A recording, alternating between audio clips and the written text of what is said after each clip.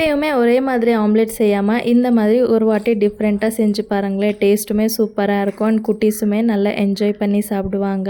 இதை பிரேக்ஃபாஸ்ட்டாகவும் எடுத்துக்கலாம், அப்படி இல்லைனா ஸ்நாக்ஸாகவும் எடுத்துக்கலாம். ரொம்ப நேரத்துக்கு ரொம்ப ஃபில்லிங்காக இருக்கும். இதை செய்கிறதுக்கு நான் ஒரு வெங்காயம், தக்காளி, காலிஃப்ளவர், கேபேஜ், கேரட், கொத்தமல்லி, பச்சை மிளகாய் இது எல்லாமே எடுத்துருக்கு. இதை சாப்பரில் ஆட் பண்ணிவிட்டு நல்லா ஃபைனாக சாப் பண்ணிக்கோங்க. அப்போ தான் குட்டீஸ் கண்டுபிடிக்க மாட்டாங்க, நல்லா விரும்பி சாப்பிடுவாங்க. இப்போ இதை ஒரு பவுலுக்கு ட்ரான்ஸ்ஃபர் பண்ணிவிட்டு டேஸ்ட்டுக்கு தகுந்த மாதிரி உப்பு, பெப்பர், ஜீரகத்தூள், மஞ்சள் தூள் போட்டுட்டு நான் இன்றைக்கி 3 பேருக்கு செய்கிறதுனால ஒருத்தருக்கு 2 முட்டை கணக்கால் 6 முட்டை எடுத்துருக்கேன். நீங்கள் ஒருத்தருக்கு 2 பேருக்கு செய்கிறீங்கன்னா அதுக்கு தகுந்த மாதிரி வெஜிடபிள்ஸ் ஆட் பண்ணிக்கோங்க.